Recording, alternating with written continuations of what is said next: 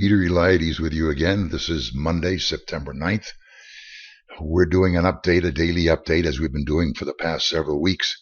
Again, we encourage you to tell all your friends, anyone that's interested in the stock market, especially the technical side of the market, and more especially cycles, to come to these free updates, because I think there's a lot to be learned and there's some excitement involved with our projection software. So if you have not yet subscribed, go to the bottom right of your YouTube screen. There's a little red banner down there. Click on that. That'll subscribe. There are no charges involved. It's completely free of charge. And if you actually ring the bell after you subscribe, click on the little bell, they will notify you when there are new updates. So we're very excited about what's going on here, and we think the market's in a relatively straightforward position.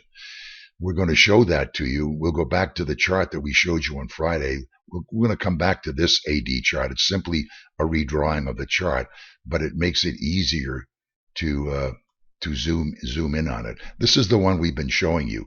And again, visually, if you look at this, it looks like we've come exactly up to that line. Of course, it looked that way on Friday too.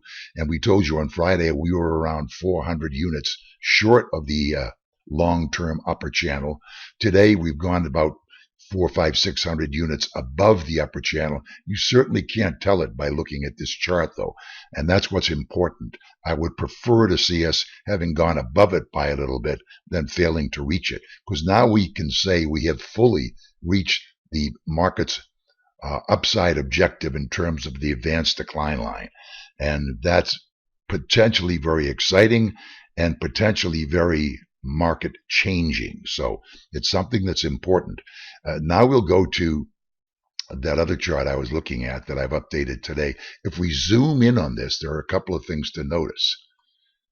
We zoom in on the end of this. We see we went a little bit. This is the long-term channel line right here. Remember, this channel begins on the low side in October of 2011.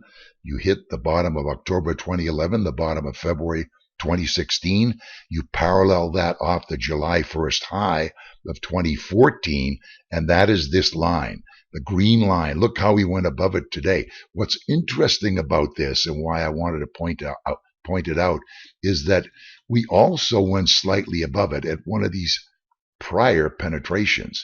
You look at the January of 2018. See the green line here? This is January of 2018.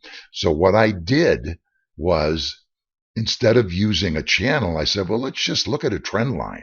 And if you just look at a trend line and you use the July high and you go through the exact 2018 high, that one that went slightly above the channel, look where that comes out to in current time.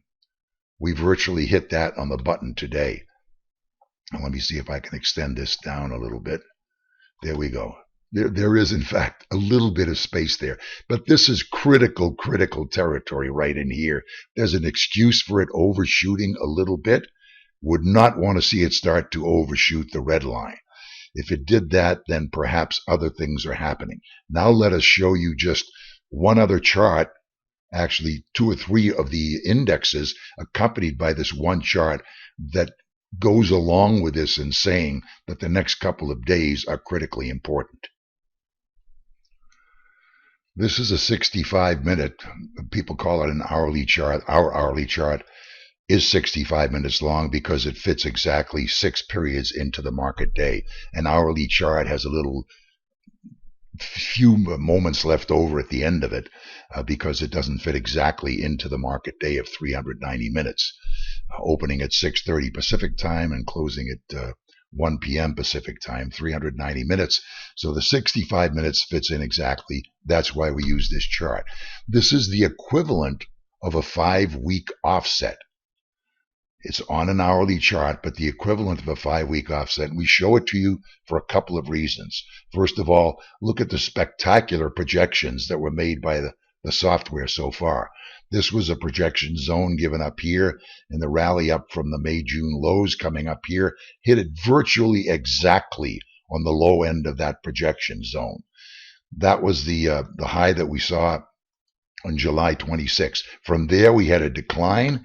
That decline gave a downside projection between 2805.27 to 2876.67, came down exactly into that zone, hit, in fact, 2 or 3 times a low of 28.22.12, another low of 28.25.51, and a final low of 28.34.97, but all of them right in the area of this projection. Now we've gone sideways, have a consolidation for a while, bounced back and forth, and now we broke out of this consolidation pattern in the last couple of days. This is where we are right now, and this is critically important.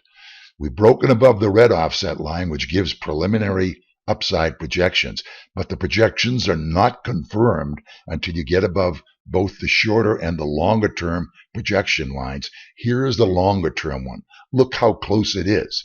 It's saying basically that if the market hangs up here for another day, day and a half at the most, and it's above these levels, let's say above even the current level around the 28, make that 29.78 level on the S&P, then you're going to confirm these upside projections. And I would assume if you do that, you have to do that on strength. And if you do that on strength, you're breaking above that channel, most likely, that we've shown you on the daily AD line.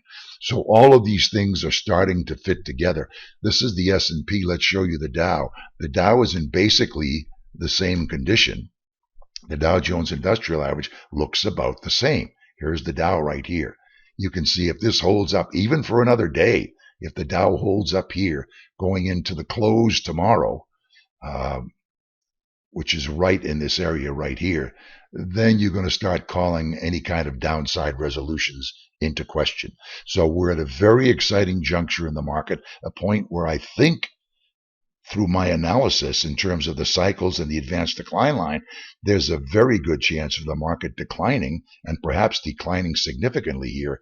But those feelings will not be confirmed unless we see the market fail right in this area and start moving down very strongly to avoid going above this dark blue line. That's it for Monday.